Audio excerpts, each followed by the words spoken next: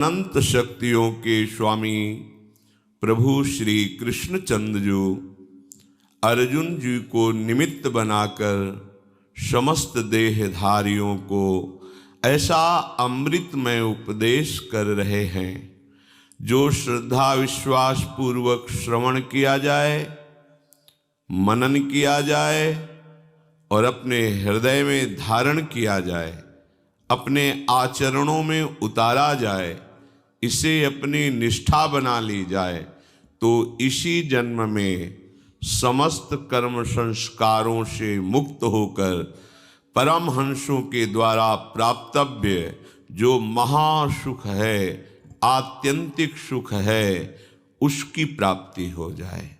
हमारे जीवन का लक्ष्य भी यही है कि हमें ऐसा सुख मिले जहाँ दुख का लेश भी न हो, हम ऐसी स्थिति को प्राप्त हो जहाँ मृत्यु हमारा स्पर्श न करे, हमें ऐसा मित्र मिले जो सदैव हमें सुख प्रदान करे। ये सब बातें अविनाशी प्रभु के चरणों के आश्रय से प्राप्त हो जाती है।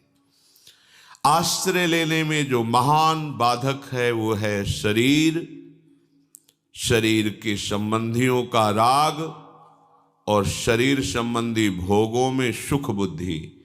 यही अज्ञान के द्वारा हमें बांधे हुए है। यद्यपि हम बंधे नहीं हैं, फिर भी हम भोगों में सुख बुद्धि, शरीर के रिश्ते नातों में सत्य बुद्धि, शरीर में मैं बुद्धि, यही हमें बांधे हुए। श्री भगवान की वाणी के उपदेश के अनुसार जब चलते हैं तो हमारी एक ऐसी स्थिति होती है जिसमें शरीर राग नष्ट हो जाता है। मूल है शरीर राग, इसी में सब दोष छिपे हुए हैं। सारे दुखों का मूल है ये देहाभिमान। जब भगवत आज्ञा के अनुसार हम उपासना करते हैं तो ये देहाभिमान गलित हो जाता है या ये शुद्ध हो जाता है। शुद्ध में मैं ब्रह्म हूँ, गलित में मैं प्रभु का एक दास हूं। ये अहम दासत्व में परिणित हो जाता है। उस उपासक की क्या स्थिति होती है श्री भगवान वर्णन करते हैं। कहते हैं प्रशांत मनसं ह्रेनम योगिनम सुखमोत्तमम् उपैति शांतरजसं ब्रह्मभूतमकल्मषम्। अकल्मषम्, वह उपासक, वह योगी, वह परमार्थ पथिक पूर्ण रूप से निष्पाप हो जाता है। तब ब्रह्मभूतम, उसे उसी क्षण भगवान का साक्षात्कार हो जाता है।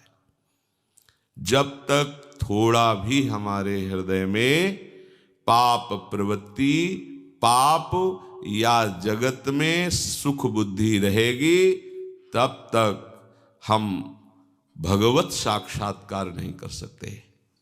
और भगवत साक्षात्कार, ब्रह्मानुभूति, तत्वबोध, ये सब एक ही शब्द के पर्यायवाची हैं। जब तक तत्वबोध नहीं होता, भगवत साक्षात्कार नहीं होता, तब तक ये माया हमें बख्शेगी नहीं, नाना प्रकार के द्वंद्वों में पीसती रहेगी। ये मनुष्य शरीर इन द्वंद्वों से मुक्त होने के लिए मिला है। कल इसी श्लोक में चर्चा हुई थी कि सर्वशक्तिमान भगवान आदेश कर रहे हैं कि तुम मेरी शरण में हो जाओ, मेरे पर विश्वास कर लो, तो अहम त्वाम सर्व पापेभ्यो मोक्षयिष्यामि मा शुचः। मैं तुम्हें समस्त पापों से मुक्त करके परम पवित्र कर दूंगा। कल चर्चा हुई थी, श्री भगवान कह रहे हैं तुम केवल मेरे नाम का, मेरे रूप का, मेरी लीलाओं का, मेरे धाम का आश्रय लेकर चिंतन करो, सारा का सारा भार मैं तुम्हारा स्वयं स्वीकार करता हूं। अनन्य चिंतयन्तो माम, तुम्हारा कार्य है माम अनन्य चिंतयन्तो, मेरा अनन्य चिंतन करो।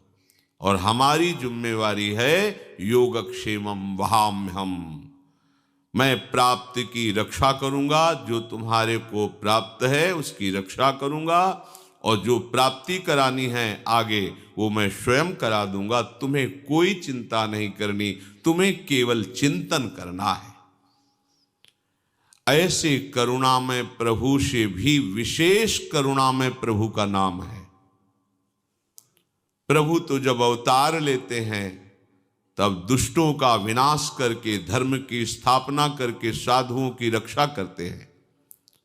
परित्राणाय साधूनाम विनाशाय च दुष्कृताम धर्म संस्थापनार्थाय संभवामि युगे युगे। पर इन महामहिम अगाध ईश्वर संपन्न करुणा संपन्न प्रभु से भी ज्यादा सामर्थ्यशाली और करुणा में प्रभु का नाम है। इसने कभी दुष्टों का विनाश नहीं किया। भगवान नाम ने दुष्टता का विनाश कर दिया। बिना शरीर नष्ट किए उसे साधु बना दिया। घोर पापाचारी को जगत पूज्य बना दिया, जगत पावन करने वाला बना दिया। इसी नाम ने अधर्म में लगे हुए जीवों को परम धर्मात्मा बना दिया, महात्मा बना दिया।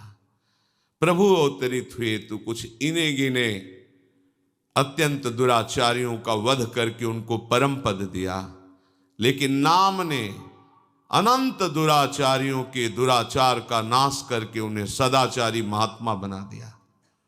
इसलिए अकलमशम, पूर्ण निष्पाप करने की सामर्थ्य श्री भगवान में जो है उससे भी अधिक श्री भगवान नाम में विराजमान है।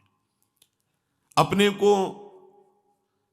सब शास्त्रों का स्वाध्याय करके, सब संतों का समागम करके, सब महामहिम परमार्थ के साधनों का अवगाहन करके फिर निश्चय करने का समय नहीं है।